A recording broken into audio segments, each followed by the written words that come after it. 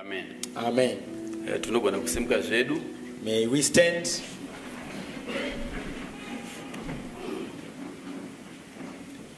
I'm really looking forward to not to be here for long. Andisukutarisira kuti ndive ndiri pano kwenguva yakareba. Amen. Amen. It's the desire of every minister. Chishuwo chemuparidzi wega wega. Amen. Amen.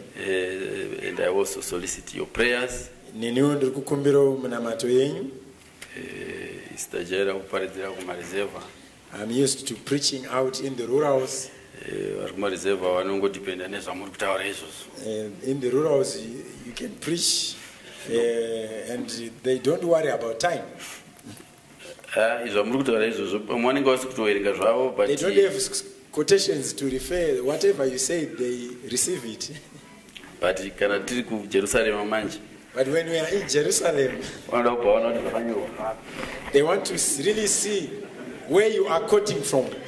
So you must be very, very careful. Saka unofanira kunyatsochenjerera zvauri kuparidza. Amen. Amen. Saka zvatinogona kunga taparidza in a few minutes out there zvinogona kuzotora ma-hours pana. So what I can preach a few minutes out there, I can take hours here. Kwete kuti tichiwanyepera. Not that I will be lying to them, no. But vanenge vari kutora in good faith. But they will be receiving the minister's words in good faith. Amen. Amen. Ishe vakuitirei zvakanaka. May God bless you. Toda kuverenga two portions of scripture. Takuverenga zvikamu zviviri zvemagwaro. Luke 4. Luke chapter 4. Verse 16. Verse 16. And 1 John chapter 2. 1 John chapter 2.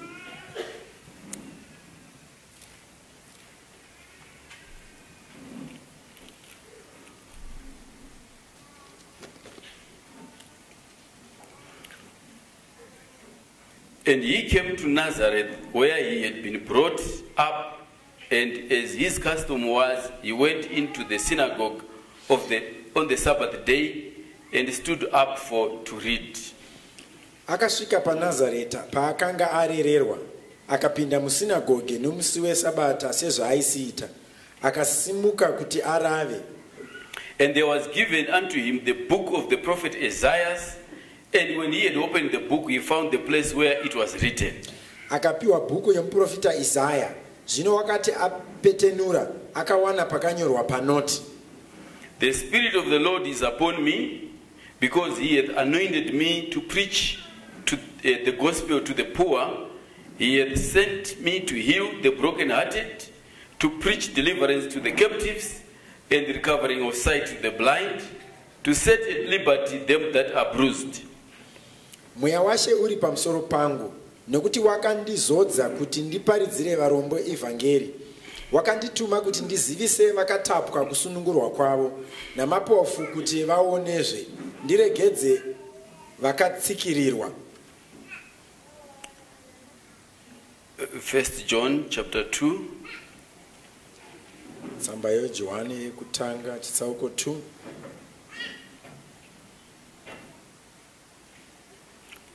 Verse 27. Ndima 27. But the anointing which ye have received of him abideth in you, and ye need not that any man teach you. But as the same anointing teacheth you of all things, and is truth, and is no lie, and even as it hath taught you, ye shall abide in him.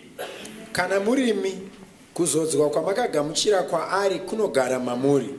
Hamufaniri kuti mudzidziswe nomunhu, asi kuzodza kwake, sezvakunokudzidzisai pamusoro pezvinhu zvose, kuri kwezvokwadi, dzisati dziri nhema, sezvakakudzidzisai, garai maari. Amen. May the Lord bless the reading of his word. We can just bow our heads once more. Heavenly Father, we want to commit the scriptures that we have read into your hands, that you anoint them. And Lord, Heavenly Father, may you break the bread that is in these scriptures so that we can benefit. We pray Lord Heavenly Father, as I present myself over to you, that you can take over and use this body as you see fit. And also, Lord Heavenly Father, the same with my brothers and sisters. In Jesus Christ's name, amen. Amen. You may be seated.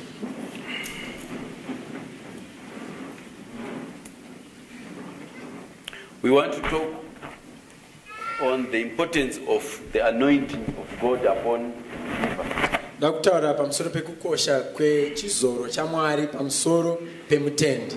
Amen. Amen. It is very important to have the right anointing for whatever you have to do. Zvakakosha kuti uve nechizoro chakafanira pane zvose zvaunenge uchida kuita. We are seeing the Lord Jesus Christ here is saying, the Lord God has anointed me. Tiri kuona apa Ishe Jesu Kristu vari kuti Jehovha Mwari vandizodza. And he lists the different things that he has been anointed to do. Obva vanyatsokutsanangura zvose zvavakazodzerwa kuti vaite. To preach the gospel to the poor. Kuparidza evhangeri kune vakarasika. So it means you need an anointing to be able to preach the gospel. Zvinoreva kuti unoda chizoro kuti ukwanise kuparidza vhangeri. He vhangeri. has sent me to heal the broken-hearted. Wakandituma kuti ndizivise vakatapwa. So for you to be able to deliver healing to the people, it means you need the right anointing for that. To preach deliverance to the captives. Here we have been takatitaurira pamusoro pe vanhu paridziwa wakasungwa vari muusungwa. So here we are talking about the preaching to the people in the prisons. On the physical. Panyama. But there are people who are captives on the spiritual. You need the right anointing to be able to preach so that people will get delivered. When Peter preached on the day of Pentecost, the preaching was so anointed until it broke the hearts of people, and the people really came to be delivered because the preaching was anointed for that. To preach the acceptable year of the Lord. All these things are what was, the reason for the anointing that was on the Lord Jesus Christ. Praise the Lord. Amen. And us also, whatever we do in life, you need the right anointing for you to be able to do correctly what you are trying to do. Otherwise, if you do that without the right anointing, whatever you're doing will be in vain, or it won't benefit anyone. So an anointing is specific for whatever needs to be done. Praise the Lord. Amen. I think on the natural, we all know we have computers. A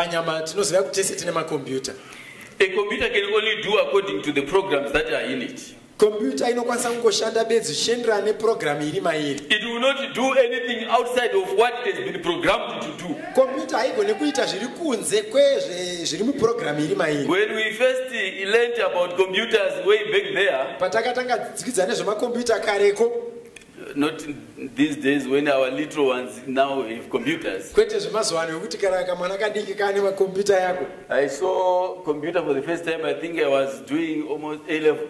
Ndakatanga kuona computer yekutanga ndofunga ndiri kuita form 6. And we were really looking at it as something which was so strange and which tichita kushamisika takaitarisa nechimwe chinhu che and we were told that this thing can do anything. Tikaudzwa kunzi chinhu ichi chinokwanisa kuita chero chaunoda. So we would believe that once you punch anything there, it can tell you everything that you want. Saka takanozvitenga kuti ukangobaya ipapo inogona kukuudza chero chaunoda. But with the time we then learned that it is a question of the programs that have been put in that machine. Mukufamba kwenguva takazodzidza kuti aiwa zvinongoenderana nekuti iprogram ipi yaiswa mukombiyuta iyoyo. Praise the Lord. Amen.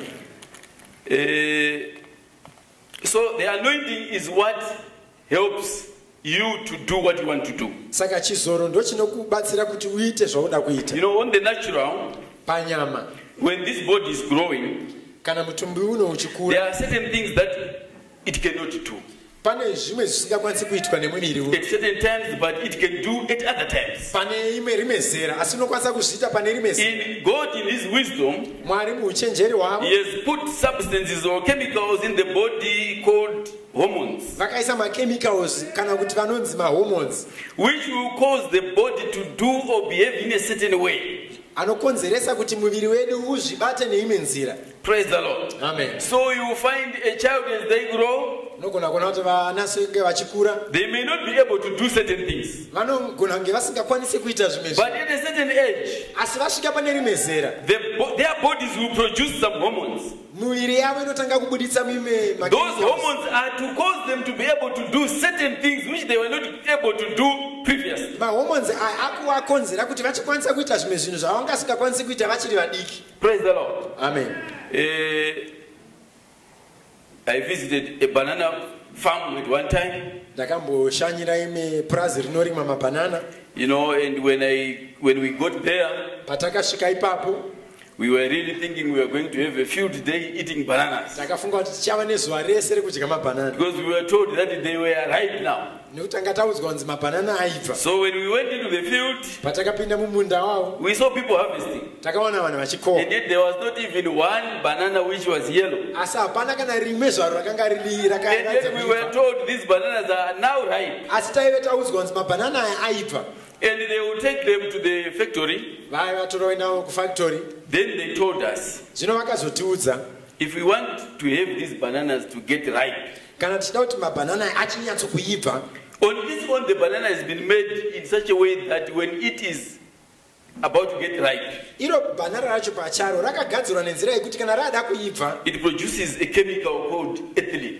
rinobuditsa imwe chemical inonzi ethylene. And that chemical, zvino chemical iyi if it is produced by one banana, ikabuda mune bhanana rimwe one finger, muchimunwe mumwe it will then affect the next banana. inobva rakanganisa kana kurunzira rimwe bhanana And the whole bunch will get ripe. zvino bhanchi rese remabhanana rinobva raibva Because of that chemical which is released. nekuda kweethylene yabuda mubhanana rimwe chete. Praise the Lord. Amen. And I want you to just get the understanding, you know, because it's similar to what we are talking about, the anointing. toda kuti mubate nekunzwisisa zvatiri kutaura ndo zvakangofanana nechizoro chatiri kutaura nezvacho. Praise the Lord. Amen. The devil does the same thing also. dhiabhori anoitawo zvimwe chete. He can anoint a person anogona kuzodza munhu who can then anoint the other person. ogozodzawo mumwe munhu. That's why the scripture says, ndosaka magwaro achiti blessed is the man who does not walk in the company of the wicked. akaropafadza munhu asingafambe munzira dzewakaipa. Because when the wicked are doing their things, nekuti vakaipa kana vachiita zvinhu zvavo they've got an anointing. vane chizoro. And if you get in amongst them, ukaenda pakati pavo vakaipa that anointing chizoro chavo ichi will jump onto you. chichauya pauri Then you start doing the things that they are doing. wotanga kuita mabasa akaipa avari kuitawo. Praise the Lord. Amen. We are told in the scripture, takaudzwa mumagwaro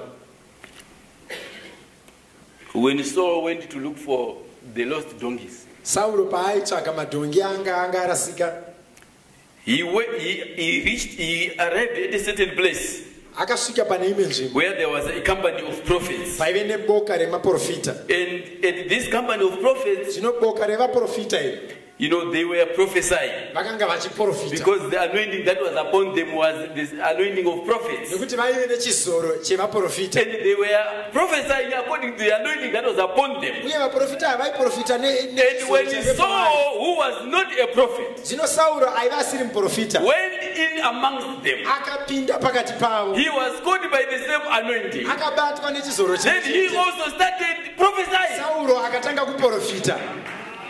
Praise the Lord. Amen. We were told by Brother Billy Paul takaudzwa nabrother Bilipo in his testimony, I think, muchapupu chavo about a certain incident where when Brother Branham went to a certain place, pane chimwe chiitiko apo brother Branham vakaenda kune imwe nzvimbo and they'd gone for some meetings, vakanga vaenda and he had some brothers with him, musangano vaine hama and they dzavaenda went to book at a certain hotel. vakaenda kunobhuka imwe Brother hotel. Branham was in a different room, brother Branham vanga vari and muimwe these imba two brothers went into booked a certain room, idzi hama idzi kaendawo mune imwe imbawo and these two brothers, they knew Brother Branham very well. vainyatsoziva brother Branham That chaizvo this is our brother. kuti iye hama yedu iyi This is a prophet of God. muprofita wamwari. But what surprised them, asi chakavashamisa from the rooms that they were in, kubva mudzimba dzavaive vari they started having very funny thoughts. vakatanga kuve nemamwe mafungiro mamwe Both of them asinga started believing that this is Jesus. vari vaviri hama idzi vakatanga kufunga kuti brother Branham ndijesu. And yet they knew very well. They had walked with Brother Branham and they knew he's our brother, he's a prophet. asi vaitonyatsoziva brother Branham zvakanaka vaitoziva kuti muprofita wedu ihama yedu But they had this kind of, funny feeling asi vakangotanga kuve nemanzwiro aya asinga until they had to go and confess to Brother Branham. kusvikira vakatoenda kutonoreurura kuna brother Branham. And Brother Branham told them, brother Branham vakavaudza he says, do you know the reason? munoziva chikonzero chakonzera izvi In the room that you booked, muimba yamakabhuka the people who were booked in there before you went in yourself, vanhu vakanga vari kugara muimba iyoyo imi musati mabhukamo this is what they think. ndo maive mafungiro avo And because you went into the same room nekuti imi makabhuka muimba imwe chete and you did not, uye hamuna kunamata. well, it's me who is saying you did not pray. ini ndinda kuti hangu hamuna kunamata. You then caught up in the anointing which was upon these people who left the room. imi makazobatwa nechizoro chakasiyiwa nevanhu ava vakakutangirai kugara That's mukavo. why it is very important when you travel. ndosaka zvakakosha kuti pese When you paunofamba get into a hotel, ukapinda you muhotera get into a room. ukapinda mune imba Before you open the shower, usati wavhura shawa before you open whatever facilities, usati wambotanga kana kushandisa you chimba must iyoyo first of all pray unofana kutanga wanamata and cast the demons. wodzinga madhimoni. Amen. amen. Room yavanenge wabhuka iyoyo pamahoteo yakavakwa kuma-1960. This room that we have booked, It maybe the has hotel was been built in the used 90s. probably by 1,000 something people who have used that same room. pamwe yashandiswa navanhu vanodarika 1000 imba imwe chete. Vamwe vanoroya, Some are witches, vamwe vanoba, some are thieves, vamwe vanoita upogwe. some are adulterers. And zvisoro izvozvo zvinosaririra manje. And those anointings remain in that room. Kana zvasaririra, If they remain, whoever comes into that room, ani nani anopinda muimba imwe chete as you use the facilities, muchishandisa imba iyoyo, zvinojambukira pauri. it will anoint you. Brother Branham speaks why I'm praying for the sick. Brother Branham anotaura mumharidzo yekuti sei ndichinamata. Paragraph E6. Paragraph E6. Zvekutanga mukati imomo. He said, yes, yet I would. Well, I said, I think tomorrow night we are going to get to a large auditorium somewhere. Ndinotenda kuti mangwana tichaona auditorium yakakura kune imwe nzvimbo. And these little church meetings is kind of hard to get to the people. Michechi midiki yemichechi musangano yemachechi madiki inonetsa kuti vanhu vese vauye. Yet I would rather have a meeting in a church than anywhere I know Asi of. ndingada hangu kuita musangano muchechi kudarika imwe nzvimbo. No matter how lovely the auditorium is, Zvisinei kuti auditorium yakanaka there's sei. always worldly amusements and things go on there. Munogara muine mafare enyika nezvinhu zvinoitikamo. You may kind of class me to be a fanatic when I say this. Munogona kunditi mupengereki kana ndikataura izvi. Absolutely evil spirits hang in those places. Pachokwadi mweya yakaipa inogara mumaauditorium iwayo. That's right, and I don't know whether you believe it or not. Handizivi kuti munozvitenda here. But it's the truth. Asi ichokwadi. And in churches, you find Christ. Asi mumachechi unoona Kristu. Ndosaka zviri unonzwa zviri nani kana even uri wega isombori zuva reservice kuti ukanzwa toda kunamata wouya hako munomu, because there is the spirit of Christ in here. That's why it's always important that even if you want to pray, you can come here into the tabernacle. There's always the spirit of Christ. Pane kuenda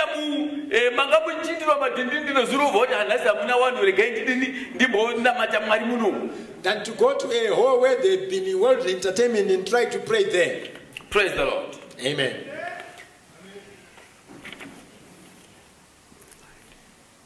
In the Bible, we hear about, there's the story of Ahab in 1 Kings chapter 22. Bible tinonzwa nyaya yaAhab muna 1 Kings chapter 22.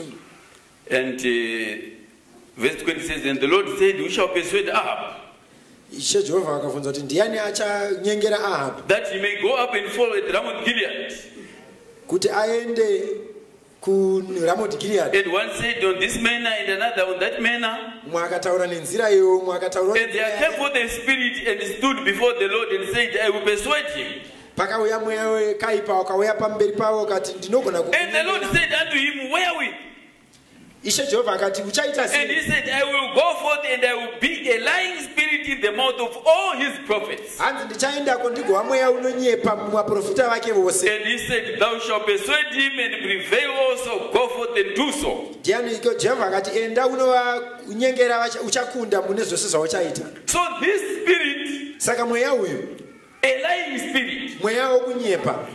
You know, madimoni aasiri anongoita zvese zvese. Demons don't just do everything. Madimoni, you know, akangofana nawo, you know, if we are taking the natural mundu ane zvanoita, uyanoita ichi, uyanoita ichi, uyanoita ichi. Demons, if we would take it on the natural kungevano, they don't do everything. They do things which are different, like people are different from one another. That's why you hear people say, oh, that drunkard. You know, he doesn't, he's not an adult. But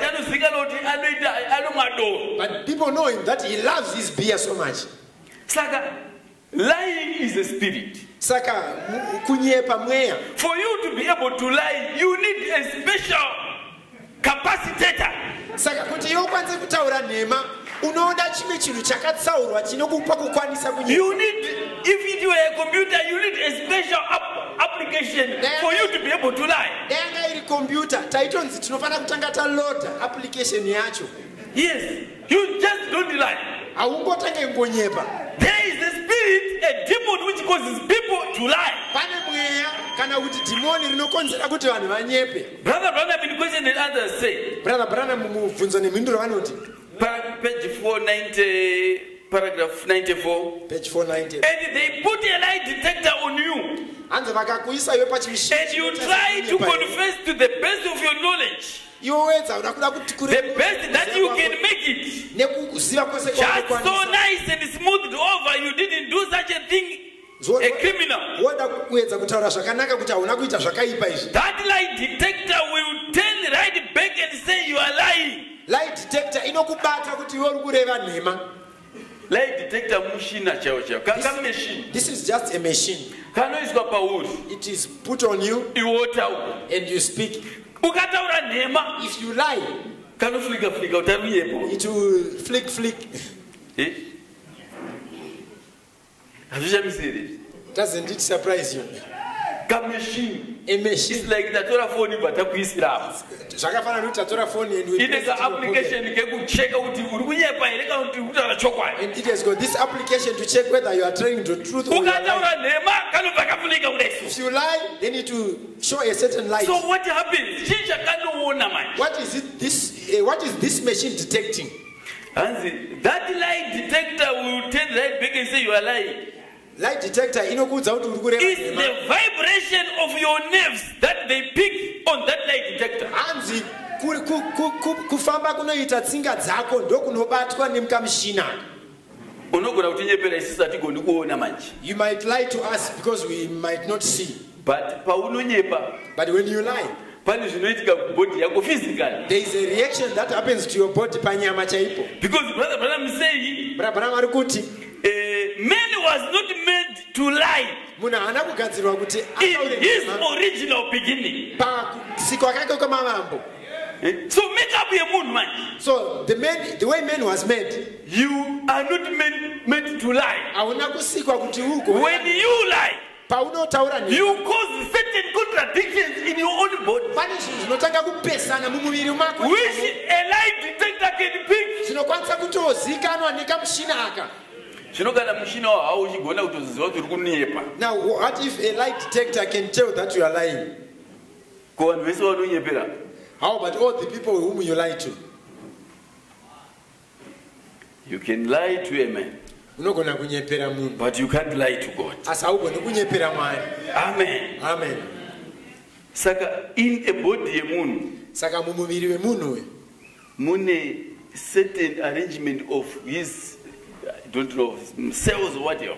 there's certain arrangements that God made on the cells. And When you lie, paunotaura nhema, you cause certain things to start doing or happening in a different way. unokonzera kuti zvimwe zvinhu zviri kuitika mukati memuviri wako zvitange kurwisana. Praise the Lord. Amen. But for you then to be able to lie, Asi iwe kuti ukwanise we are kugona saying kutaura it nhema, takes a special anointing tinototora chimwe chizoro chakatotsaurwa come upon you kuti chiuye pauri to give you that ability to be able to lie. chikupe kukwanisa uku kwekugona kureva nhema. Profita akataura kuti kuenda kugehena kunotoda gamba. The prophet said going to hell, it really takes real men. You need a hero to go to hell. Unotoda gamba kuti uende kugehena. Because makeup yemunhu yakagadzirwa in such a way kuti hazvifaniri kutomboita izvozvo kungoda kuita that way. Makeup yemunhu inenge ichimurambidza. Because the way man was made, it's impossible for him to lie and even to do things that will make him to go to. But when you force yourself to do that, Asi ukazvimanikidza kuti uite zvinhu izvi, then you are really contradicting your makeup.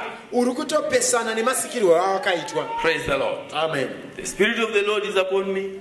Mweya waJehovha uri He has anointed me wandizodza to preach the gospel to the poor. kuparidza vhangeri He has kuvanhu, anointed me to vandizodza heal the brokenhearted, kupodza to preach vakaodzwa, deliverance to the captives, kuparidza and recovery of sight to the blind. nekuti mapofu aonezve.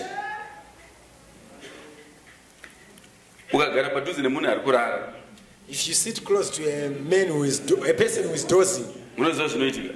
do you know what happens? Munenge musakana kutombokunzvana. Probably you are not touching each other, But kurara kwako but you're sleeping. kunobva kwatanga kuanoinda the next person. You anoint the person seated, Obva atanga kurara sezvauri kuita iwewe. and the person will start to sleep like what you are doing. Saka chii chinenge chichiitika? So what will really be happening? The anointing is very important. Chizoro chakakosha.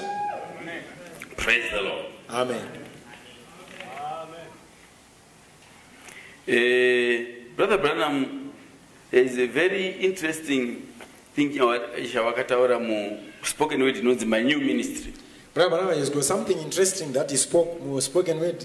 That is my new ministry, Which helps us to understand the power of an anointing. zvinotibatsira kuti tinzwisise simba rechizoro. In 1959, In he 1959 preached this message in my new ministry. vakaparidza mharidzo iyi kunzi shumiro yangu itsva. And he was then describing, Zvino vakatanga kutsanangura the events which happened when he went to hunt. zvinhu zvakanga zvaitika pavakanga vaenda kunovhima, When he created squirrels. pavakasika tsindi. Brother Branham created squirrels. Brother Branham vakasika tsindi. How many squirrels did he create? Vakasika tsindi ngani?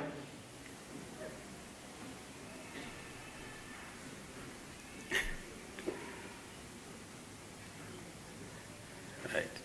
Brother Branham created squirrels. Brother Branham vakasika tsindi. Vazhinji vanoziva kuti vakasika tsindi nhatu. Many people understand that he created 3 squirrels. That is wrong. Izvozvo hazvisirizvo. He created 6 squirrels Vakasika tsindi 6 on 2 different occasions. pazviitiko zviviri zvakasiyana. Amen. Amen. Then he's saying, then it was, I got some dates set down here on October the 12th.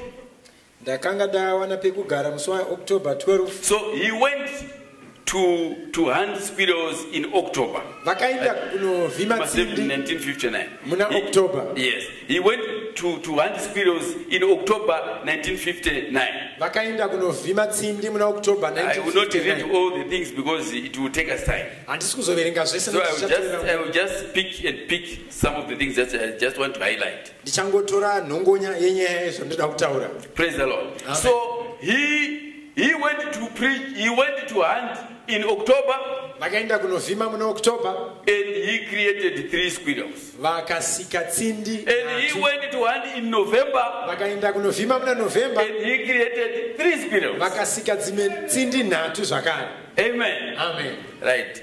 On this first expedition, Pakuvhima kwekutanga he said on that morning of the 10th, hanzi mangwanani emusi wa10 which would be then on the 18th, the season would close in Indiana. hanzi musi wa18 mwaka wekuvhima unenge We would have no more squirrel hunting.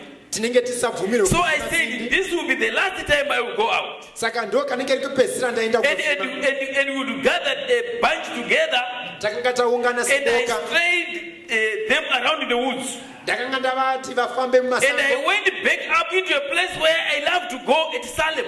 Ndakaenda kunzvimbo yandofarira kuenda kunonzi kuSalem. Season was late. Mwaka Squirrels were few. tsindi dzavashoma. I had been out several times just getting 1 squirrel at a time. Ndanga ndamboenda kunovhima dzimwe nguva ndichingobata tsindi imwe chete. Praise the Lord. Amen. And I sit down between the 2 trees Ndakagara pakati pemiti miviri and propped my feet upon one and leaned back against the other in the warm sunshine. ndakatsika makumbo angu pane umwe muti ndikaisa musana wangu pane umwe You can muti. just munoita muchingoita follow up because ndiri kujumpa because of time. Just jumping. As I sit there under a tree, Ndigere ipapo pasi. just got snagged down and the warm sun shining on me, Zuva remushana richindipenyera. something said, Chimwe chinhu if chakati. you say to this mountain, Iwe ukati be thou plucked and cast into the sea, bviswa apo and shall not doubt in your heart, usingapoka but believe that those things that you said will come to pass, asi ukatenda kuti zvawataura you can zvichaitika, have what you have said. uchava nezvauchataura. Scripture yaiwanetsa for a long time. This scripture was bothering him for a long time.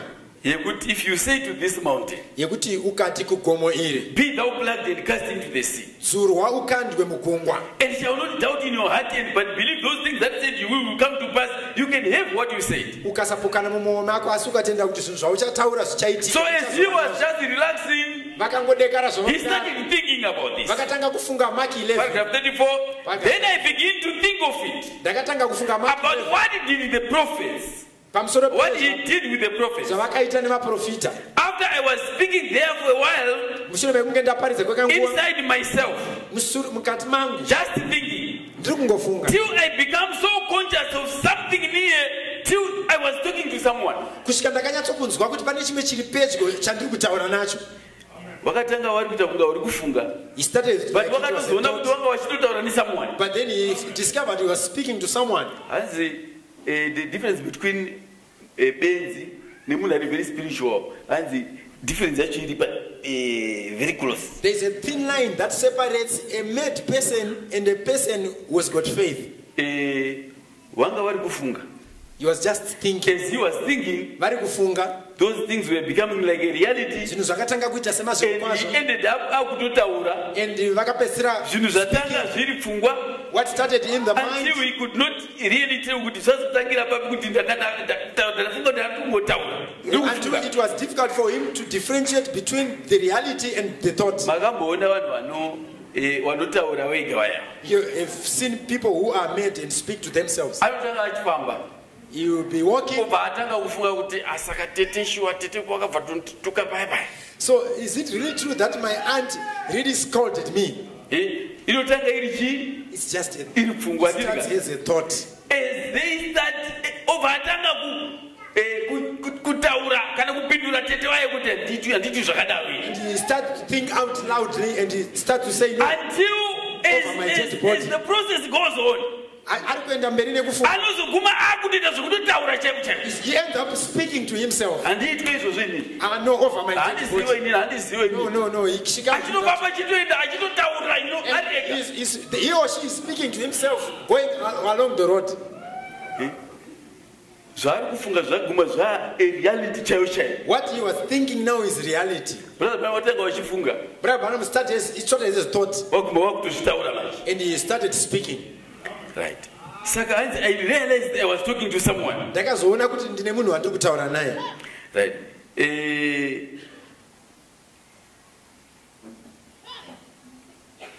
Paragraph 35. And as I was sitting there, just for a moment or two, thinking on this, I caught myself talking to someone. And I heard something say, say what you will and it will come to pass. Something moved back and say what you will and it shall be given to you.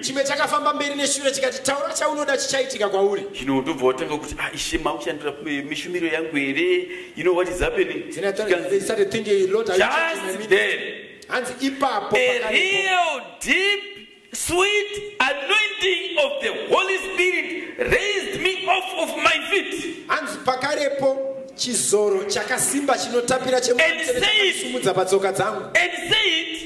say what you will, and it shall be given unto you. I stood there amazed.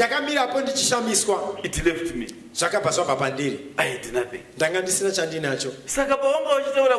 So when he was talking, an anointing came, and it anointed you him. can say it. You know, because this was a first thing for him. It was like something totally strange. And Brother Branham doubted because it was new to him. You can say, well, what could I do?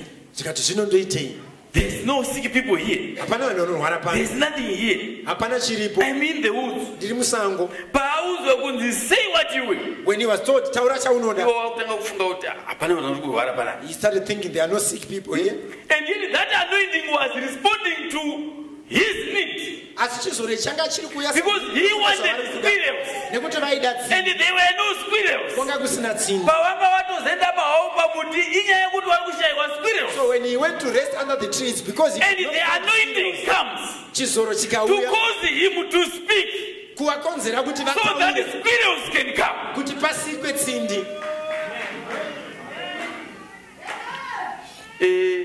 Brother Branham, Brother Branham hated the Holy Spirit. All this time he was speaking these things here. An anointing. But they came chimechizoro. Praise the Lord. Amen. And I stood there a little bit. I thought, what did he say? Right. Let me just skip paragraph E38. Paragraph E38. He said, so I sat down. Right. Further down. So I sat down. Just in a moment. Here come that I call it super anointing. Swept over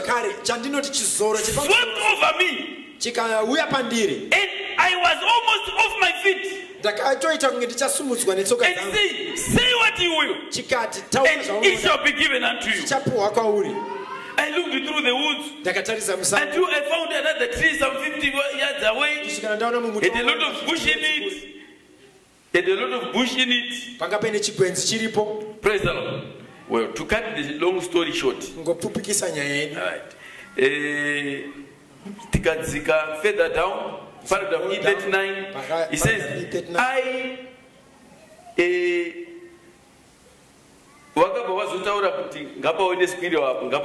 then he spoke, let there be a squirrel there, let there be a squirrel there. I no more than said that till out that limb went the red squirrel.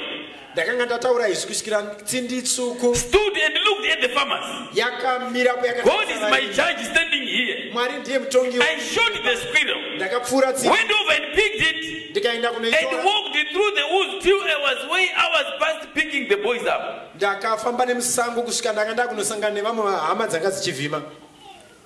To see if they'd even be one more anywhere. And there wasn't. Then I come home and told you about it. So,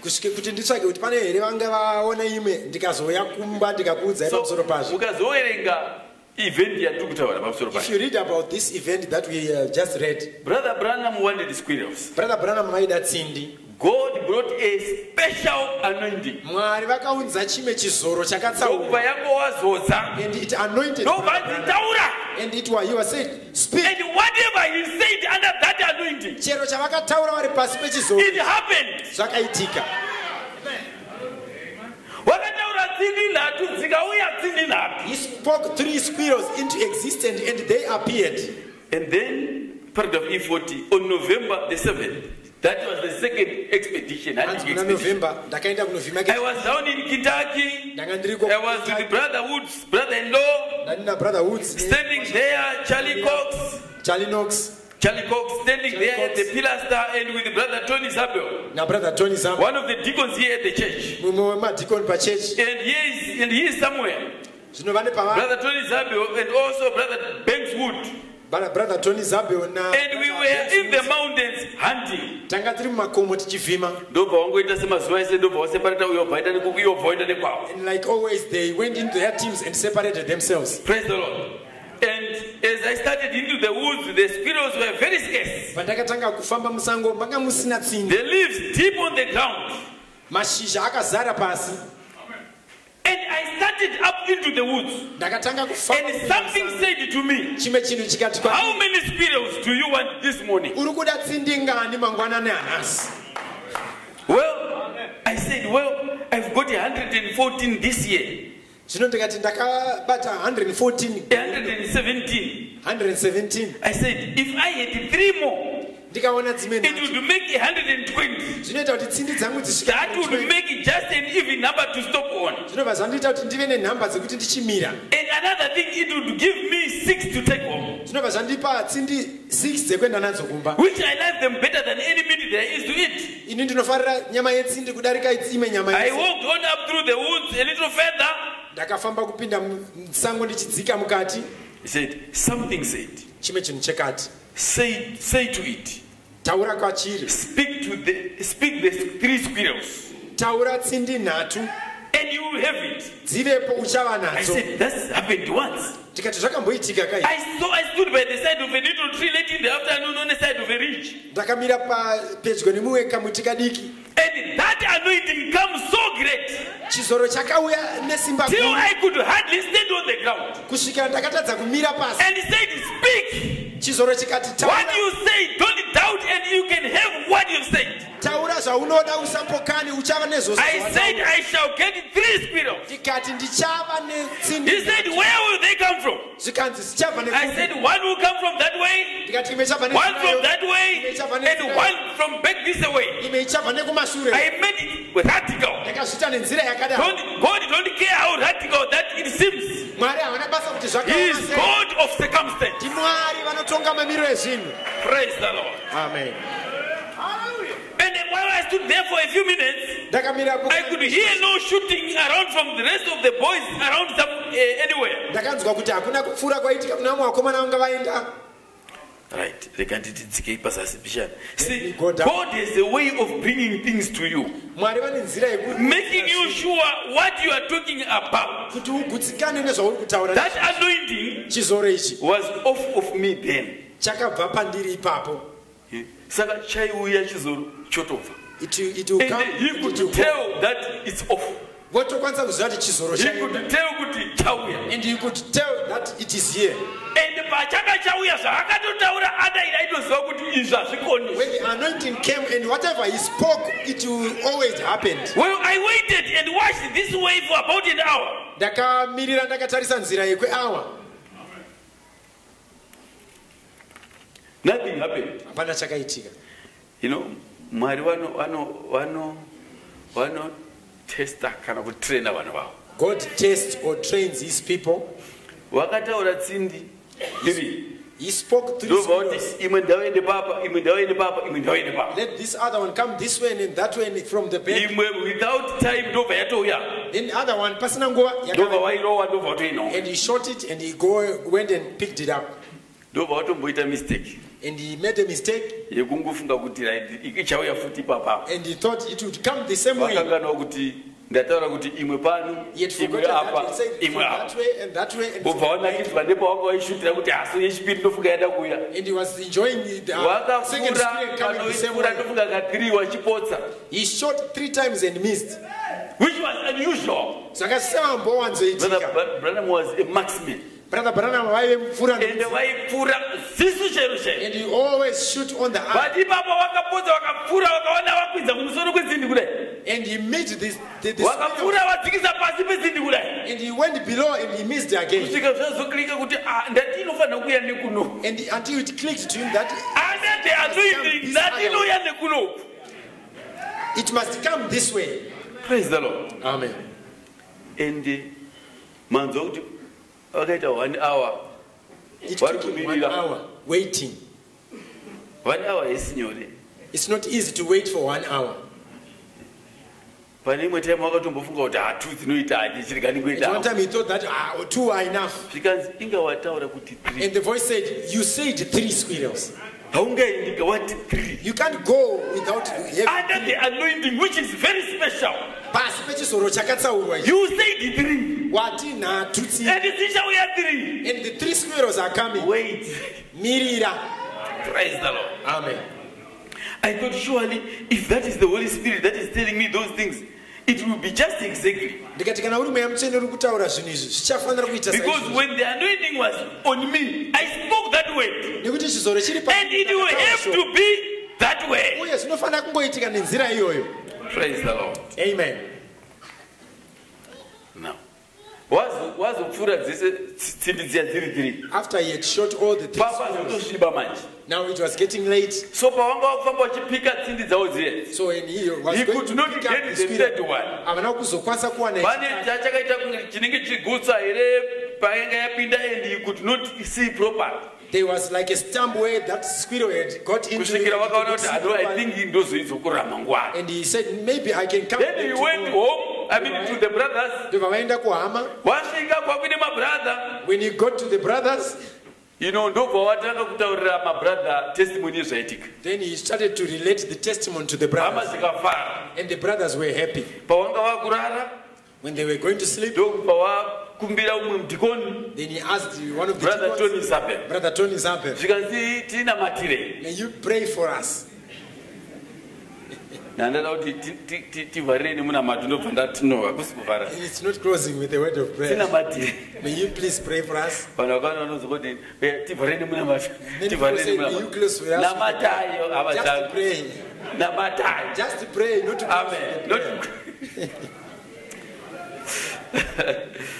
Now, I don't say this to conflict or to hate Brother Tony. Handitaure izvi. He is one of the finest gentlemen, Christian gentlemen that I know of. Mumwe mukristu But just to show you how the Lord works. asi kungokuratidzai mashandirano. Tony in his prayer that night, Tony mumunamata Say, wake manheru aya akati, Lord Ishe, God, Mwari, let it be known to us itai tuzisa that our brother is telling us the truth. kuti hama yedu iri kutaura chokwadi, That tomorrow kuti he mangwana will find the squirrel in the stump. vachaona tsindi muchigutsa ichi. And pavakadaro, When he said that, Brother Ronnie wakanetseka kuti, Brother Branham was troubled. I never said, now get this. I never said I would find a squirrel in a stump under the anointing. Handina kumboti ndichaona tsindi pasi pechigutswa ichi ndiri pasi pechizoro.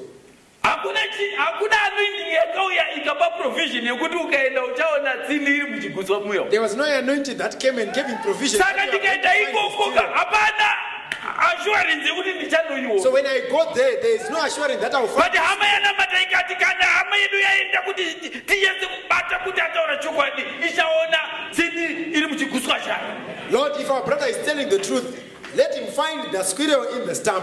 He says, I never said I would find a squirrel in a stump under the anointing. Brother Branham said, handina kumbotaura ndichaona. Under the anointing, I said I will shoot up on the apple, and that was provided. Pasi pechizoro ndakango ndichangoipfura neapo Zvekuzoti neapo. ndichaiona ka. That I will find it. Zvakutoda imwe anointing. It now needs another anointing.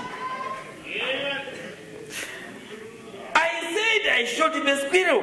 Ini ndakangoti ndapfura. Of course I didn't get the squirrel. Hongu handina kuzonoino. Because if I did, that would have made more than I said. Dai ndakadaro zvaidarika zvandaive ndataura. Just exactly what I had said under that anointing. Chaizvo zvandanga ndataura ndiri pasi pechizoro. That's what God produced. So zvandakangopuwa naMwari. So I didn't say nothing about it. Saka ndinambotaura nyaya yechigutswa iyi. But nyaya iwanetsa manje. But it troubled. Mangwana ndobva vachibuda vakuenda. So tomorrow they went out.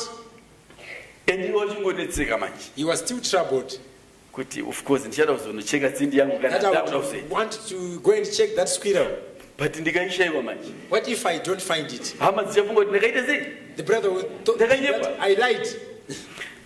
Paragraph 51. And I went on. Ndakaenda. Something drove me on. Chimwe chakandi. And I went walking up through the woods. Ndakafamba nesango ndichivhima. I kept thinking.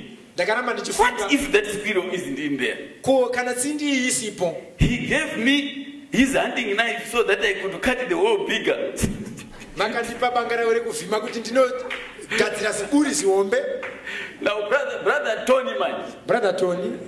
To make sure kuti brother Branham vachanotora tsindi yavo. To make sure that brother will get his squirrel. Zvikanzi mati mimi papari kunetsa kuzopinza ruoko kuti muitora. That you had problem getting your hand to take the Torai squirrel. banga rangu izvi. Now you can take my hunting knife. Kana mazoenda ikoko manje. So that when you go to that town, Munozobati kucheka kuti muyanze kutora tsindi yeyo. help yourself to cut a bigger hole. So as brother Branham was moving around, vari kufamba musango. he had the knife here, brother Tony. Vanga vaine banga rabrother Tony sabro. Apa uri kunetseka kuti ndikasaona iri And then he kutsindi. was troubled. What if I don't find the squirrel?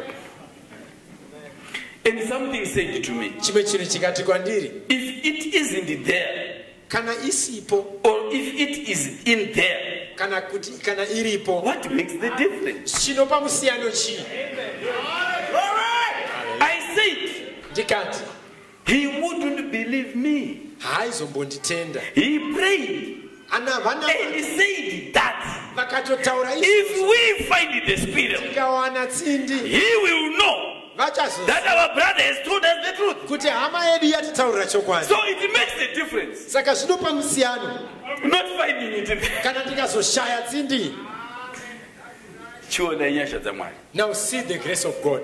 And that great anointing comes Chino chizoro chikuru ichi chakauya and he said, chikati just say the squirrel will be up there and you get him. ingoti tsindi ichange iripo uchawana iripo. Amen.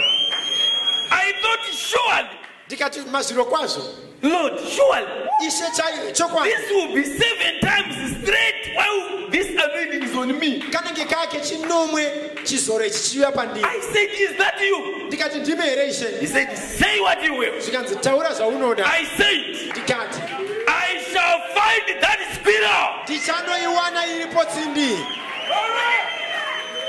And the anointing left me. Chizoro chikuru ichi chikabva pandiri. Saka anointing yakangouya kuti ipe incapacitated. So the anointing just came to give Anointing Branham yekuti capacity awane squirrel here. that he might find his spirit. So the anointing just came kuti chitaura ndakuzodza chitaura. So the anointing just came saying, say it. Ndobva kutaura kuti ndichaiwana. And Branham said, I will find it. Tikanzi kuti Mwari obvisa anointing yawo. The Lord said, it's done. I will remove the anointing.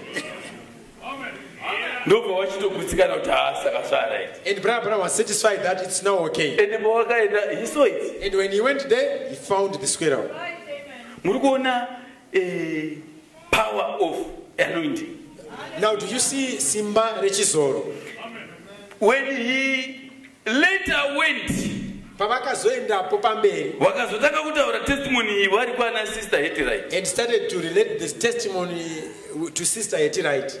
He was telling the brothers, Vakanga vari kuudza hama kumba pana sister Hetterite. at Sister Hetterite's farm. Sister Hetterite wanga utori mune kamwe kanenge kitchen uko karoom Sister vachiteerera was zvitaurwa nemabrother in fellowship another aro. room, like sort of like a kitchen, and listening to the testimony. Ndobva zvatinyatsokuwabata kuti zvinhu zviri kutaurwa zvichokwadi. And she was truly convinced that these things are nothing but the truth.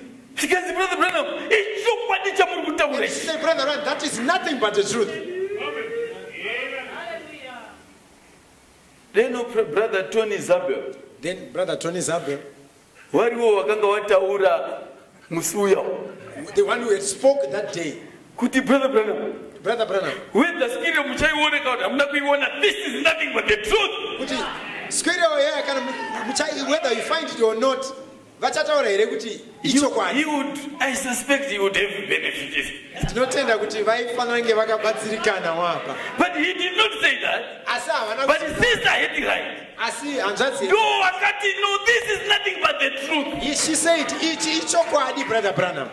Because and that super anointing swept over me. Hanzi chizoro chikuru chakauya pandiri. And said, Chikati. tell Hetty that she has found grace in the sight of God. Kuti awanirwa nyasha pamberi paMwari. Tell her to ask whatever. Taurira sister yetu kuti vataure chavanoda. Whatever she will. Chero chavanoda. Then you speak it Iwe wachitaura. by this gift Nechipo ichi. into existence. Kuti chivepo. Whatever she asketh, Chero chaakumbira. speak it into existence. Chitaure chivepo. Amen. Ndokubva Brother Branham wataura And Brother Branham spoke kuna sister Hetty right. to Sister Yeti. Kuti taurai zvamuri kuda. That you say what you will, Sister Yeti. Ini ndine capacitator yacho pada. I have got the capacitator here. Ingotaurai chete tikabve pada. Just speak what you want. Whatever you say, Chero zvamunenge ini mutaura. ndichava ndambozvitaura under the anointing. And I will speak under this anointing. Sister Hetty right wakatombonetseka kuti zvino Sister zvinoita sei. Yeti, problem with Ndikumbirei. trying to decide Brother what to Branham say. ukatomboda kuadvise kuti ino kana mari kana Brother Branham said, if you want advice, kana mune munenge arikurwara whatever. your young sister in on the wheelchair, whatever. Because it was such a great opportunity. Nekuti wanga uri mukana mukurusa. I know kuti mese pamunonzwa nyaya iyi I know everyone, when you hear about this testimony, munofunga pamusoro penhamo dzamungadai makataura ipapapo. you think about all the problems you could have spoken that day. Despite the fact yekuti mune hama dzisinganamati dzabai vanokwanisa kutaurawo sasisa Hetty right. Zvisinei kuti une hama dzakawanda dzisati dzauya kunashe, like what Sister Yeti right did. Amen. Amen. Praise the Lord. Notenda ishe. You know, but ndada kuti muone kuti anointing But I wanted to is see something which is very, very important. that an anointing is so important. And Brother Branham, the Lord Jesus gets the anointing of the Lord is upon me. Ishe Jesu Kristu pawakati chizoro chashe chiri pandiri. Those are why This is what he meant. it was the anointing for him to do a list of the things. Changa chiri chizoro chekuti vaite mabasa ese akanyorwa pana Luke chapter 4. Praise the Lord. Amen. Now, if we look in the Bible, Tikatarisa mubhaibheri in the churches, mumazera emakereke because we see where God used again the anointing. toona Mwari pavakashandisa zvakare chizoro. Amen. Amen. If you read in Ezekiel chapter 1, Tikaverenga muna Ezekiel chapter 1, we see God's throne, you know, we see 4 living creatures. tinoona pachigaro chaMwari pane zvisikwa zvipenyu zvina. And the living creatures, you know, aiwanikwa akatenderedza the throne of God. And these living creatures were found surrounding the throne of God. Amen. Amen. They were protecting or guarding the throne of God. Zvanga zvakachengetedza chigaro chaMwari. Right. Revelation chapter 4, Saka Zarura chisaoko 4. spoken word. Revelation chapter 4, 2.2, 4.2. My Revelation series chapter 4. Right. Now, paragraph 237. Now, the first throne was in heaven. Chigaro chekutanga chakanga chiri kudenga. Judgment seat. Chigaro The chekutanga. second throne was in Christ. Chigaro chechipiri chaive muna The Kristu. third throne is in man. Chigaro chechitatu chiri mumunhu. Mathrone aMwari. These are God's thrones. First throne in heaven. Chigaro chekutanga chaMwari kudenga. Second throne in Christ. Chigaro chechipiri chaMwari muna Kristu. Third throne in man. Chigaro chechitatu chaMwari chiri muvanhu. God chose a man's heart for his control tower. Mwari vakasarudza mwoyo womunhu kuti vave The devil chose his head for his control tower. Satani akasarudza musoro womunhu kuti ogara. God is on his heart. Mwari ari mumwoyo womunhu. In the heart of man is the throne of God. Mumwoyo womunhu ndo chigaro chaMwari. God made his throne in the heart of man. Mwari vakagadzira chigaro chavo mumwoyo womunhu. Praise the Lord. Amen. Right. Revelation chapter 4.3. Or number 3. Saka Zarura chisaoko Paragraph 4. 3, 28. Paragraph. Now we are living in another age. Tikurarama mune chimwe chizvarwa. I love this age. Ndinofarira Now, chizvarwa chino. God has a mercy seat today to be guarded. Kuti Mwari vane chigaro chenyasha nhasi chinoda You kuchengetedzwa. believe that? Munozvitenda here? Where is the mercy seat found? Chigaro chenyasha chinoonekwa pi? In the heart of man. Mumwoyo yevanhu. Where did it come in the heart of man? Chakauya sei mumwoyo memunhu. At the day of Pentecost, Pazuva when the rePentecost. Holy Ghost, which is God, come into human hearts. Apo mweya mutsvene anova Mwari akauya mumwoyo yevanhu. So what does this mean? Saka zvinorevei izvi? The four living creatures, Zvisikwa zvipenyu zvina they guard the throne. zvinochengetedza chigaro. The throne of God. Chigaro chaMwari. When the throne was in heaven, Chigaro chaMwari the pachaiva. four living creatures were guarding the throne. Zvisikwa zvipenyu zvina zvaichengetedza chigaro ichi. When the throne was in Christ, Chigaro chaMwari pachanga chamuna Kristu. the four living creatures were guarding. Zvisikwa zvipenyu zvina zvaichengetedza chigaro. When the throne was in man, Chigaro pachakauya muvanhu. it means the four living creatures Zvinoreva kuti zvisikwa zvipenyu zvina izvi are guarding the heart of man. zvinochengetedza mwoyo wemunhu.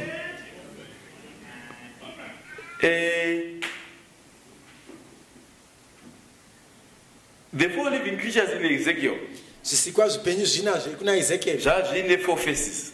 They had 4 faces. The face of a lion, Chiso the cheshumba, face of an ox, chiso the chenzombe, face of a man, chiso chemunhu, the face of a flying eagle. chiso chechapungu chiri kubhururuka. Zviri four, each of the four. Zvese zviri zvina. Zvine four faces. Chimwe nechimwe chaive Saka nezviso pahu zvina. four hwazvo So the 4 of them zvakatenderedza throne. surrounding the throne of God. It means baba ine shumba four dzakatenderedza throne. It means there were 4 lion Baba faces. ine four human face, zviso zvevanhu zvakachengetedza. And there were 4 human faces. There were four flying eagles. And there were also zviso There zvina were zvechapungu. four oxen. Zviso zvina zve- Because in each of the four zvanga zviri. nekuti chisikwa chimwe nechimwe chaive nezviso zvina. Kana chizoro changa chiri ku shumba, If the anointing was on the lion, it would mean kuti pane this living creature chiri kushanda chizoro ishumba. which means that on a Pane certain icho living ishumba. creature, the lion anointing Pane is icho ishumba. on that one. Pane lion ichi anointing. ishumba. All the 4 of them, the lion anointing. Amen. Now, you know very well Imi munonyatsoziva kuti mumaseals that in the seals, God was releasing anointings Mwari vaitupfunyura zvisoro on the throughout the 7 churches. kubudikidza zvizera zvinomwe zvemakereke. And the anointings which were being released Zvizoro zvaitupfunyurwa naMwari is these 4. ndizvo zvina izvi Zvaigada throne yaMwari kudenga. which were protecting the throne of Those zvizoro zvimwe chete zvinogada nekuchengetedza mabelievers across the ages. is the same anointing which protect the believers mumazera ose Because emakereke. God is in men now. Nekuti Mwari amuvanhu iye zvino. Praise the Lord. Amen.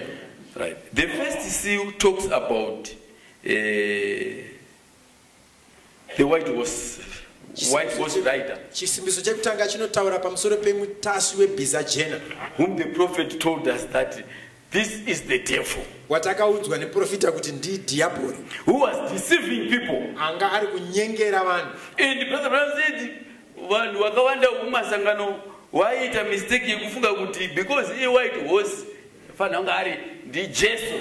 Many scholars in the denomination made a mistake by thinking that because it was white, it was Jesus. Many Bible theologians throughout the ages thought that this white horse rider symbolizes the Holy Spirit coming forth into the church. Hanzi mutasvi webhiza jena aimira mweya mutsvene uri kuuya mukereke. But the revelation to the 7th angel Asi chizariro kumutumwa wechinomwe proves them wrong.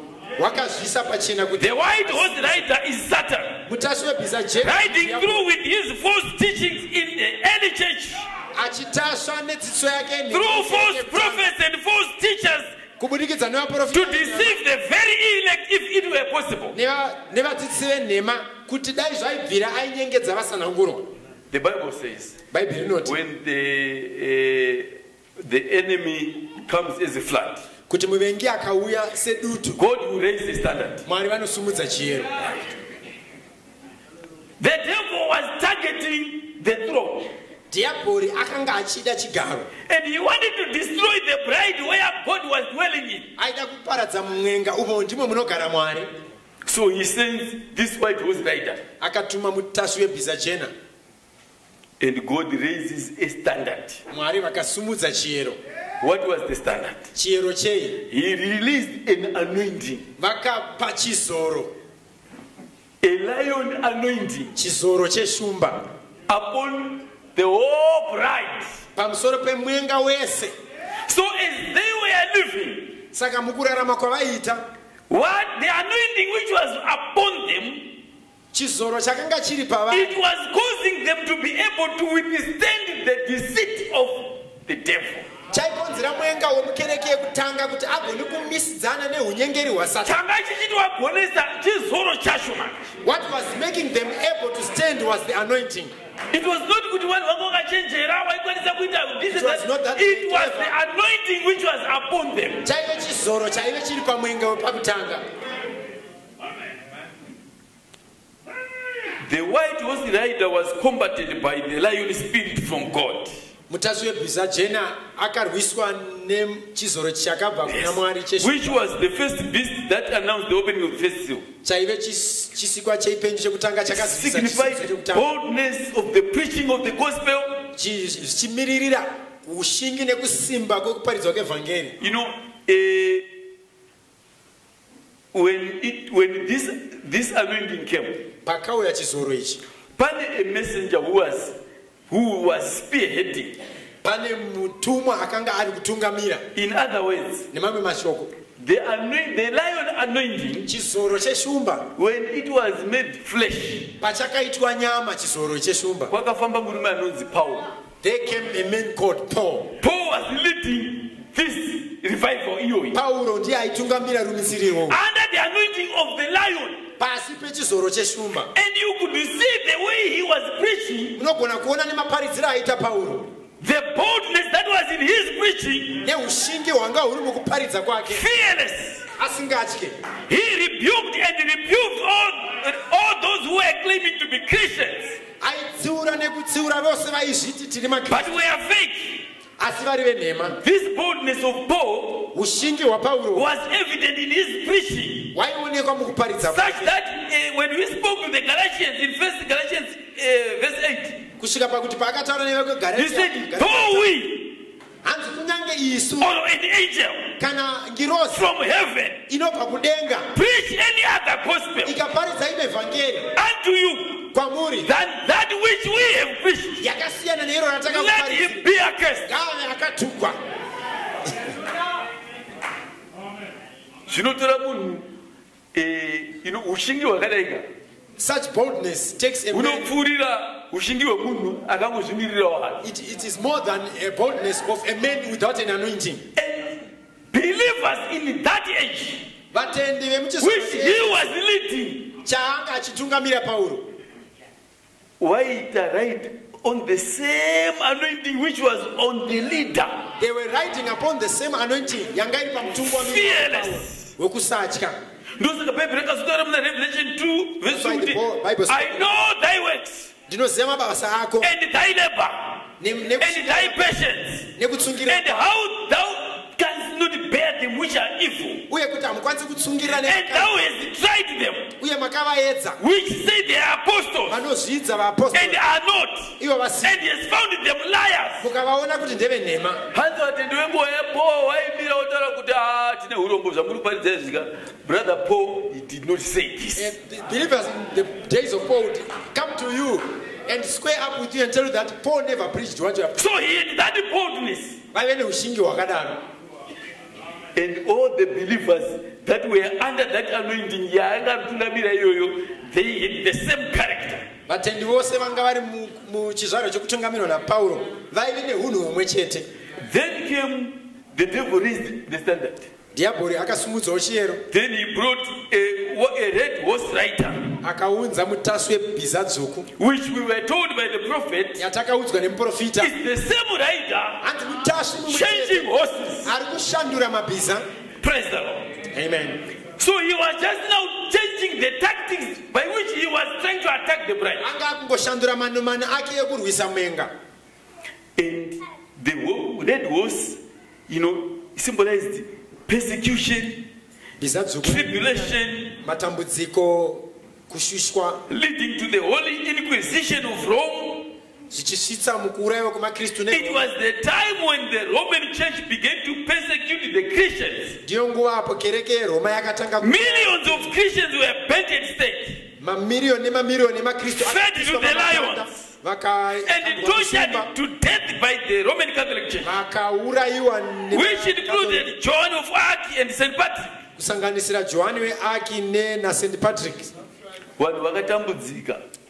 People were persecuted. People were killed. Praise the Lord. Amen.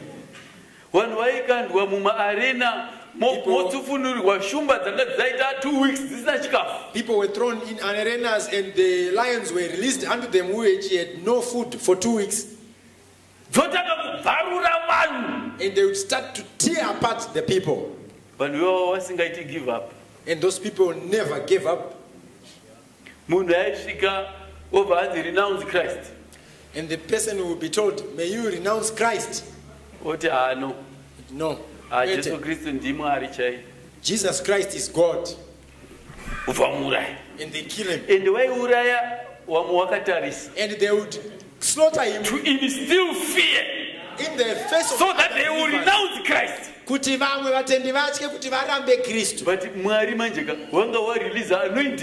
God has released an anointing upon the believers in such a way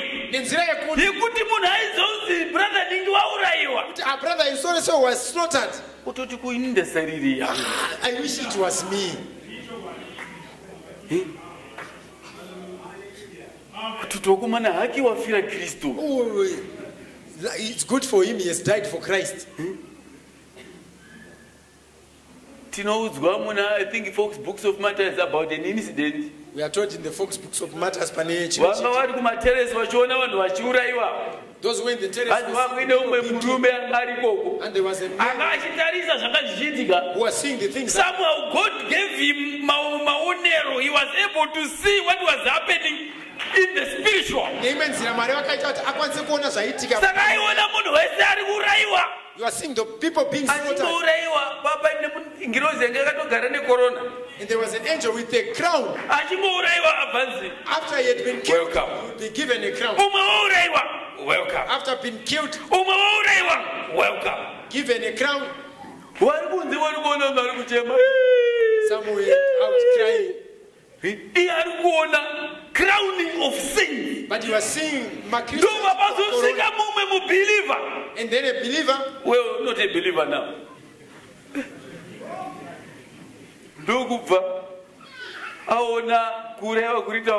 He saw how, and now they're preparing to kill him. Jesus is not God. He renounced it. He renounced. Good. Go back. And that man who was on the terrace, when he saw that, when that one there was one waiting with the crown, and he refused with the crown.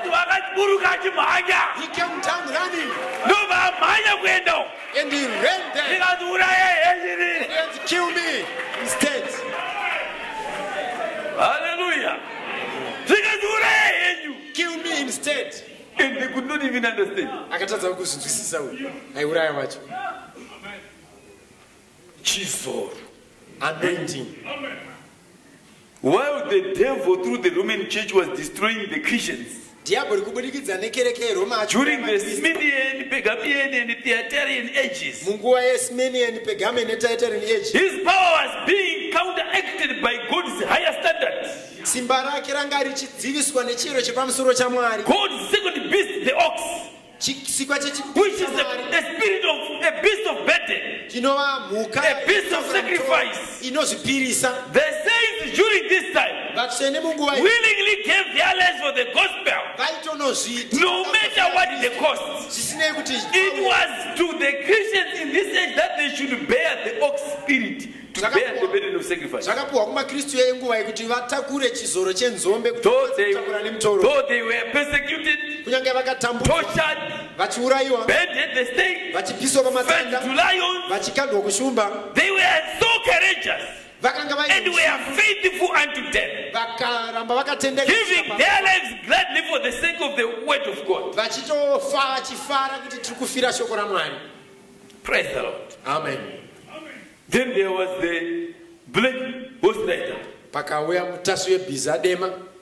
The same rider has changed the horse. Mutasi mumwe chete ashandura bhiza. And here he comes. Akauya. He had a different way now of squeezing the lives of Christians. Anga ane nzira yakati siyanei yekumanikidza upenyu hwevatendi.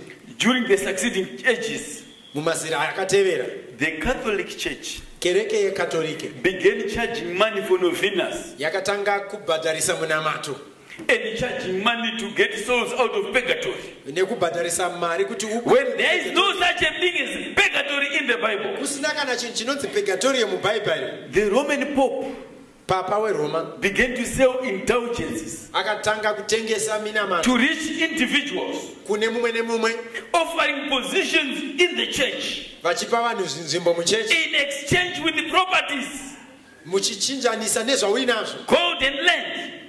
goridhe nemita. This symbolized the pair of balances that the black horse rider was holding in his hand. zvinomiririrwa nemabhalansi anga akabatwa nemutasu webhiza dema. Ndo zvakaita kuti church iyoyi ipfume stereki. That's what made the Roman Catholic Church to be the richest church. Because iwe waudzwa kunzi sekuru wako ukangobhadhara ako $100 tinobva tamuburitsa kubva kupurigatori kuti aende kudenga. If you just pay $100, we can. Many people paid money to have their relatives get out of purgatory, kuti hama dzavo dziburitswe kupurgatoriyo, to go to hell, heaven. kuti vaende kudenga. And many people were fleeced of their monies. Vanhu vakawanda vakabirwa mari dzavo. Ishe watibatsire. May God help us. I'm saying these things ndakazvionawo in our age. Tikutaura zvinhu izvi ndiri kutozvionawo muchizvarwa chedu chino. Takaona vanhu vachibhadhariswa mari. I saw people paying money kuchikoro kwataidzidza. Where I was going to school, being paid to the priests. Vanhu vainzi nyorai kwaiuya maliste hama dzenyu dzakafa. Write the list of all your dead relatives. Mobhadhara $2. And pay $2. Saka vanhu vaichienda manje nafata kumakuwa manje. No, the people will now take the because vaibva vanzi weparishi akati gadzirai malisti enyu ikoko, weparishe koko malisti enyu uko, weparishe koko malisti enyu uko. Each parish should bring their list to the fata uzoita ake marounds. And the priest will make rounds in the cemetery. Moenda kumakuwa. Go to the cemetery. Moita misa. And you have your mass. I'm speaking things that I witnessed. Kwaitwa misa. And they will have a mass. You know, mazita ayozotanga kuerenga. And those names were read. George Mgwagwa, Peter Chakati, and all the names. I'm just fictitious names that don't go to Zotaurwa.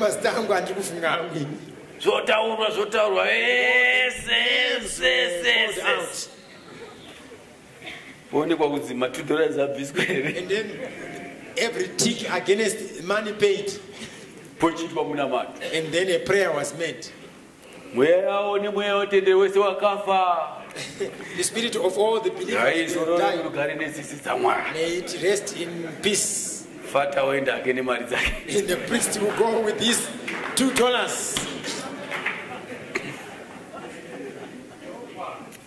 Praise the Lord. God raised up the standard of true Christians by giving them out the spirit of a man. Man is gifted with the wisdom and knowledge. Man is smart.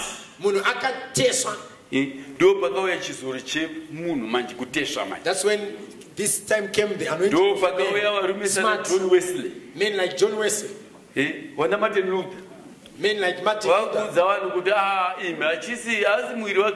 telling the people now that this wafer is not the body of Christ. It's just a flower. Praise the Lord. Amen. It nearly cost his life. But the believers in that age, they rode under the same anointing. They had the same smartness. Sorry. Right. Then we go to the fourth.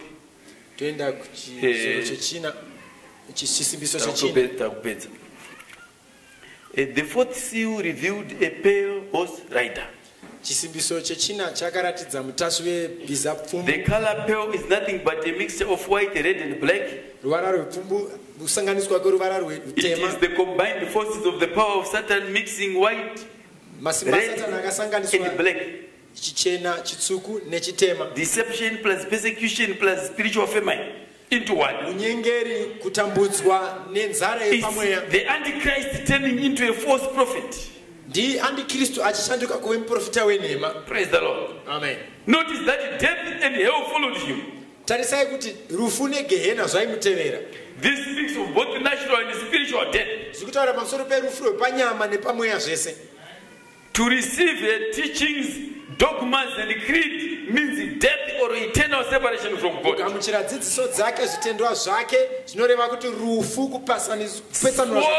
hunger, pestilence, and death. The pale horse rider is riding in our age right now. Now this is where we are now. Praise the Lord. Amen. Controlling politics, military, economics, religion. He is the prince of the power of the air. And Ephesians 6 says, we wrestle not against flesh and blood, but against principalities, against powers, against the rulers of the darkness of this world, against spiritual wickedness in high places. High places means rulerships, governments, nations, and kingdoms. Praise the Lord. And it is in this age that then God, because you are like final petrol. Now this is the final petrol. A horse has matrix is the same horse rider. All the tricks that he used. Right? But God cannot be defeated by Satan. He raised his standards once again by giving his people the power to overcome the evils of the pale horse rider. God gave the Christians of this age the power of the flying eagle, the spirit of prophetic utterance, the spirit and capability to be given to today's believers, to dig deep down on the revelations of God, to sow and understand the deep mysteries of the Bible,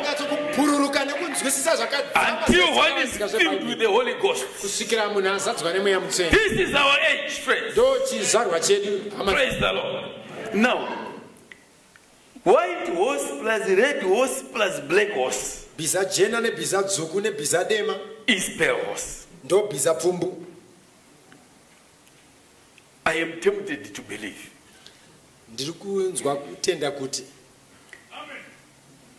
You know, because our same deception. Because he has come. Our same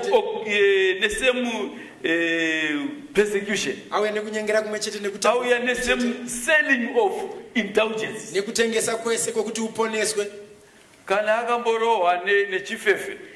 And if he was shot by a shotgun, if he comes back again, it means the same gun can kill him.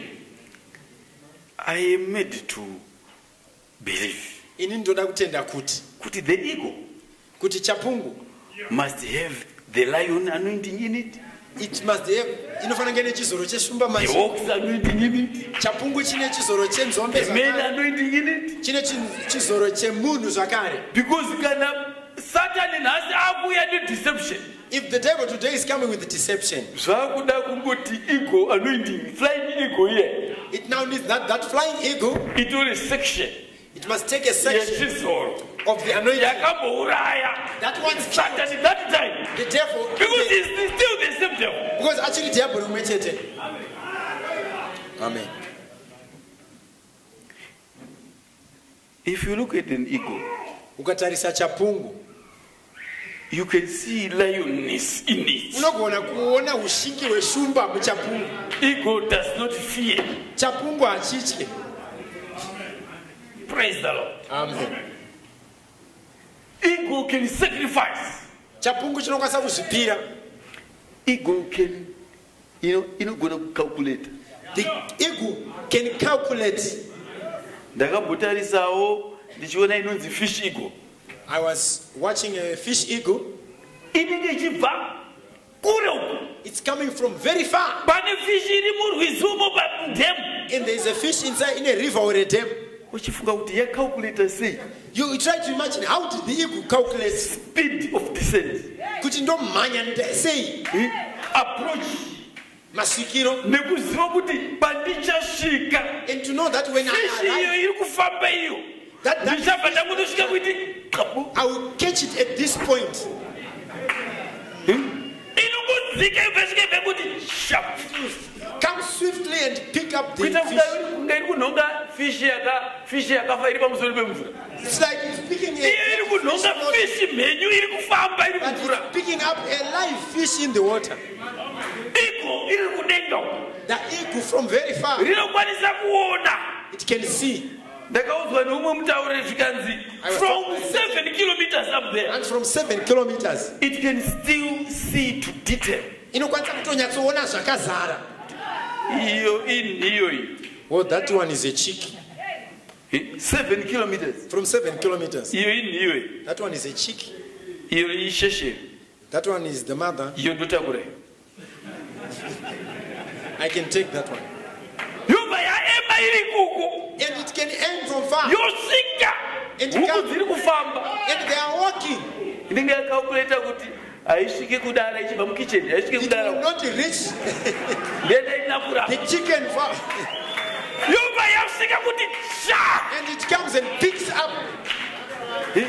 Such craftiness Kugona kunyatsokunzvera zvinhu. to calculate. Kugona kunyatsokalculate. Speed times force them distance. Zvese izvi Kuti ndokwanisa kumhanya sei apa. Kuti ndiri kure zvakadii saka ndinofana kumhanya nespeed yakadii.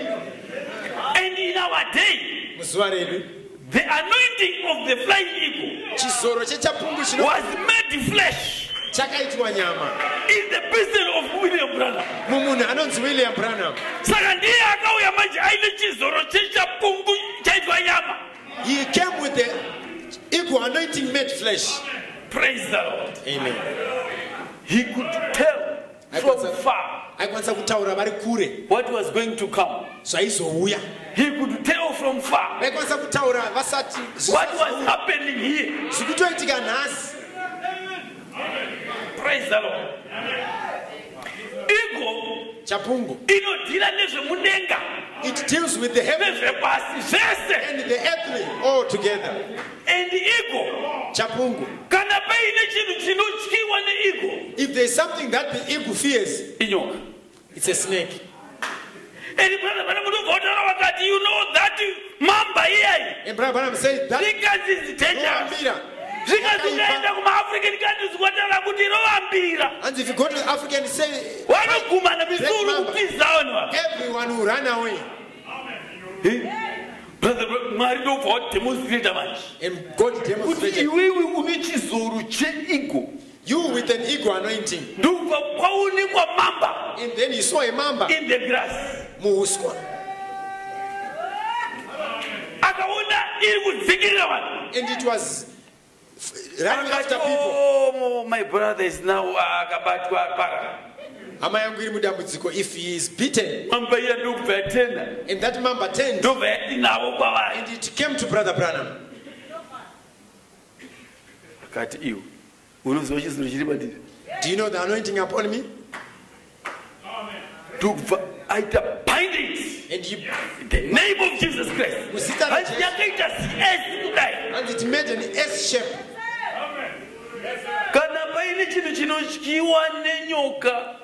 It's an ego. If there is an animal that the snake fears, you have to see a fight ego. You know, a snake is fear. But ego, but when an ego sees my little girl, he says, my favorite food. It just and it just looks at the snake will now be afraid. And it just grabs. It can use the mouth. It can use its wings. It can use its paws. Praise the Lord.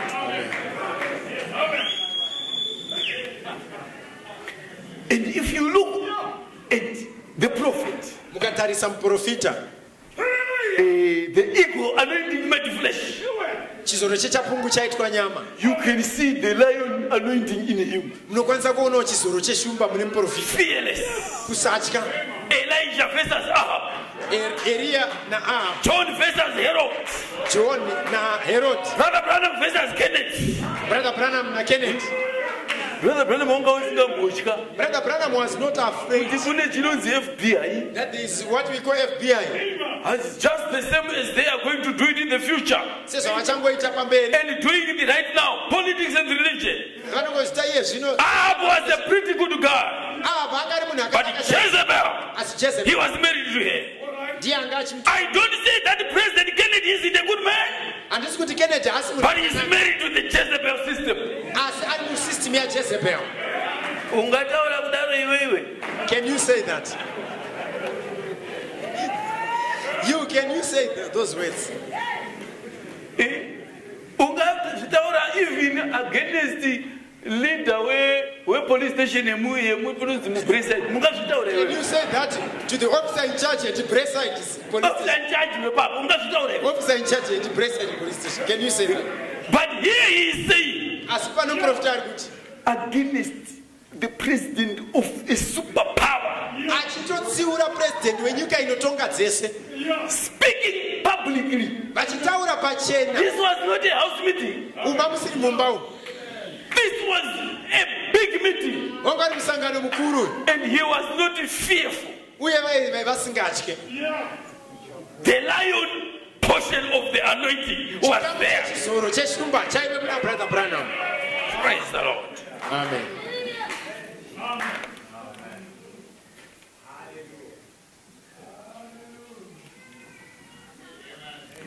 Hallelujah. Hallelujah. In this day, the main anointing, you heard that they were selling novenas. And the church got so rich. And Satan today is using the same tricks. He was selling salvation then. Novenas. My indulgence. And today he's selling anointed pens, anointed apples. Same devil. Chizoro chimechete. Diaboli mumechete. And people are lying to us that they are phoning to God. Phoning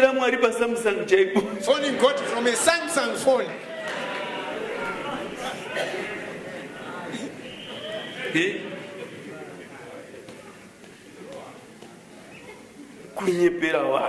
Lying to people.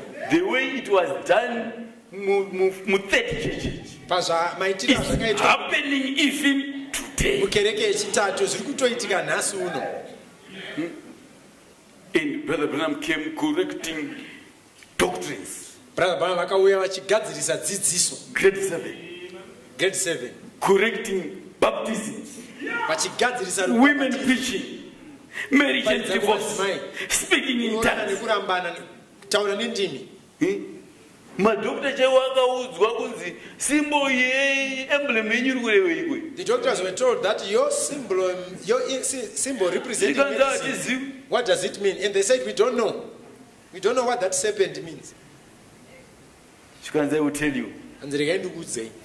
Do you remember in the wilderness? You know, when people were being beaten by snakes, Moses was told by God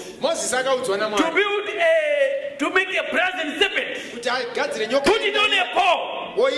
Everyone who got beaten, they were just supposed to go and look and live.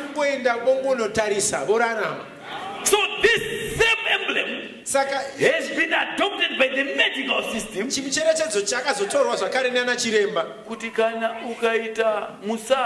That if you have a back problem, if you go to the doctor, you can be healed.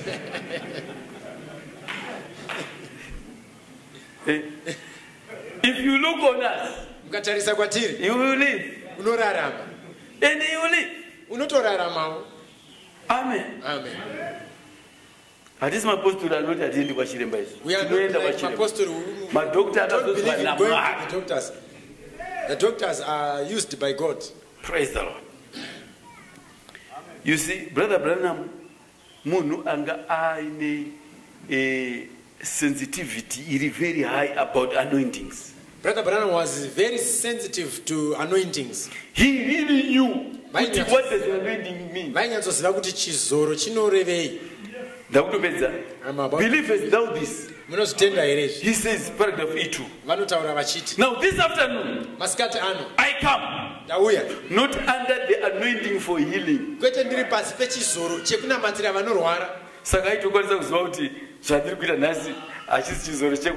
So Brother would know that this anointing is not for him. He knew what is the anointing which is upon me. What am I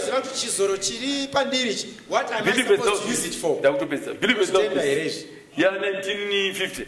1950. Paragraph E12. Paragraph and E12. then coming in a service like this, you don't have to come under that anointing for healing. You don't have to be under prayer or fasting. I just come right in and go to reading the word and what more. You see, it's a different feeling when you are preaching the gospel than when it is when you are under that anointing for that angel of the Lord.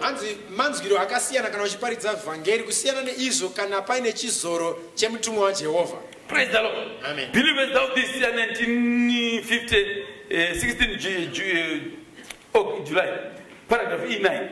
But I do like to get out when you are not under that anointing for the sick, you know? And you can just get liberty, you feel free to preach. And to speak of the word or anything. And that's what it is. They give me a little time once in a while so I can kind of rejoice. I